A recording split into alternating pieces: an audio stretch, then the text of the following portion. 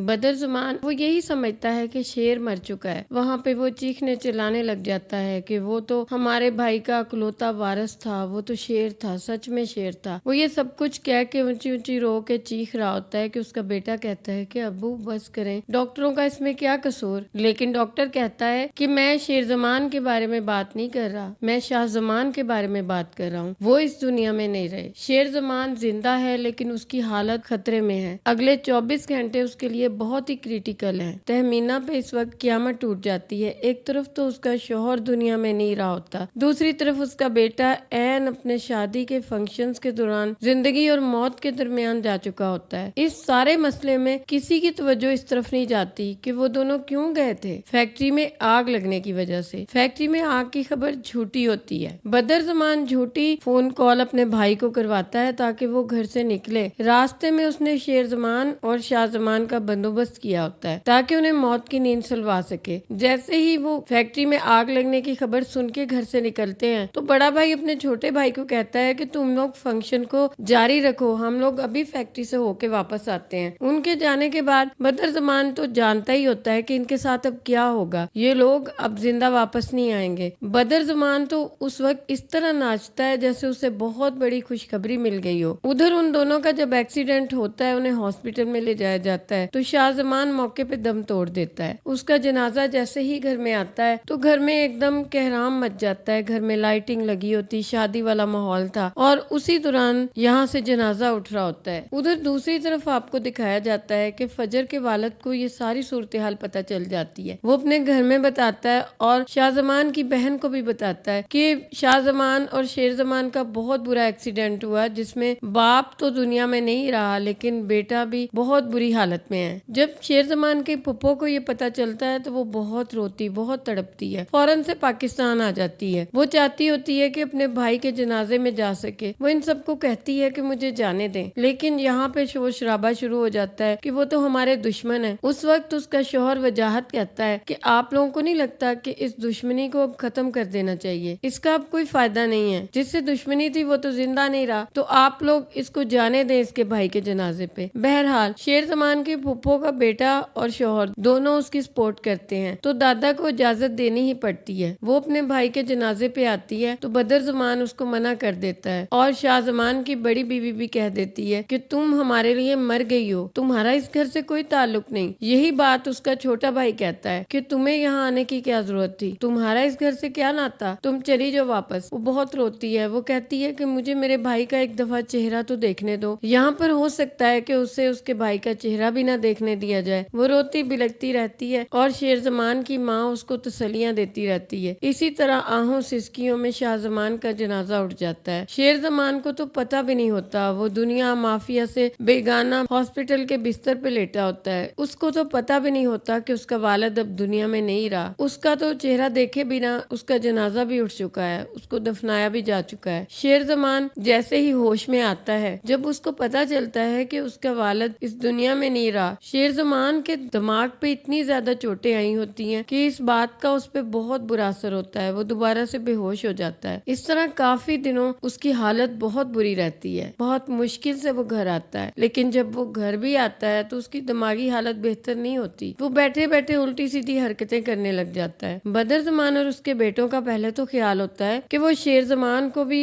मार दें, लेकिन जब वो देखते हैं कि वो तो पहले ही पागल सा हो चुका है तो वो सोचते हैं कि इसको मारने की क्या जरूरत है, ये जिंदा भी तो मुर्दों के बराबर है, हम इसको ठीक ही नहीं होने देंगे। तो ऐसे ही होता है। वो उसको हॉस्पिटल लेके जाते हैं, उसका इलाज करवाते हैं, लेकिन हमेशा उसको मेडिसिन ऐसी दी जाती है कि उसकी दिमागी हालत ज्यादा बुरी होती जाती है। कि वालदा बहुत परेशान होती है कि आखिर मेरा बेटा ठीक क्यों नहीं हो रहा। इस दौरान शेरज़मान की मंगेतर जो उसकी होने वाली बीवी भी थी वो इससे मिलने आती है तो शेरज़मान उसका गला पकड़ लेता है और कहता है कि तुम्ही ने मेरे बाबा को कत्ल किया है। वो अपने होश में नहीं होता, अपने हवासों में नहीं होता। तो बदरज़मान उसका गला छुड़वाता है। ये सब कुछ उसने जानबूझ के किया था। वो कहता है कि देखा, मैंने तो कहा था ये पागल हो चुका है, इसको तो अपना होश ही नहीं है। रिदा यहाँ से चली जाती है। वो बहुत रोती है। उसने तो शेरज़मान के साथ अपनी आने वाली जिंदगी के बहुत सुहाने सपने देखे थे, लेकिन उनके सपने पूरे होने से पहले ही टूट गए। उधर शेरज़मान की दूसरी वालदा उल्टी सीधी बातें कर रही होती है कि ये सब कुछ रिदा की वजह से हुआ है। वो मनहूस थी, वो भी इस घर में आई नहीं और इस घर पे क़यामतें टूट गईं। उसको अपने शौहर के मरने का इतना ज्यादा अफसोस भी नहीं होता, उल्टा वो भी यही चाह रही होती है कि शेर जमान ठीक ही ना हो, ताकि उसकी बेटियां और उसके दामाद सारे कारोबार पे कब्जा रखें, सारी मालो दौलत उनके हाथ में रहे। वो बहुत लालची औरत होती है, जबकि तहमीना का तो अपने शौहर के मरने के बाद बुरा हाल होता है, बल्कि उस पे तो दोहरा सदमा होता है। उसका जिंदा बेटा भी जो कि बच तो गया होता है, लेकिन वो इस काबिल नहीं रहा होता कि अब वो कारोबार को संभाल सके। इस दौरान बदर जमान तहमीना से इजाजत चाहता है कि भाभी अगर आप कहें तो हम इस कारोबार को संभालें, क्योंकि शेर तो इस काबिल नहीं है कि वो ऑफिस जा सके। जैसे ही ये ठीक होगा हम दोबारा से ऑफिस छोड़ देंगे। तहमीना, जिसको सारी सूरत हाल का इल्म ही नहीं होता, उसको नहीं पता होता है कि बदर जमान और उसके बेटे किस कदर बदनीयत हैं, लेकिन ऐसे हालात में वो करती भी तो क्या करती, वो तो तनहा रह चुकी होती है। वो उसे इजाजत दे देती है कि ठीक है, तो वो ऑफिस जाना शुरू कर देते हैं। वो लोग बहुत खुश होते हैं कि उनके रास्ते के तो सारे कांटे ही निकल गए। वो अपने भाई की कुर्सी पे बैठते हुए बहुत खुश होता है कि यही तो वो कुर्सी थी जिसको मैं चाहता था हासिल करना। अब कौन है हमें रोकने वाला, और वो शेर, उसे तो मैं पागल करके ही छोड़ूंगा। आपको दिखाया जाएगा कि शेर जमान की जब कंडीशन ज्यादा बुरी हो जाएगी तो उसे इलाज के लिए हॉस्पिटल में एडमिट करवा दिया जाएगा, मेंटल हॉस्पिटल में। और ये वही हॉस्पिटल होगा जहाँ पे फजर डॉक्टर होगी। किस्मत शेरजमान और फजर को बार बार सामने ला रही होती है। इत्तेफाक से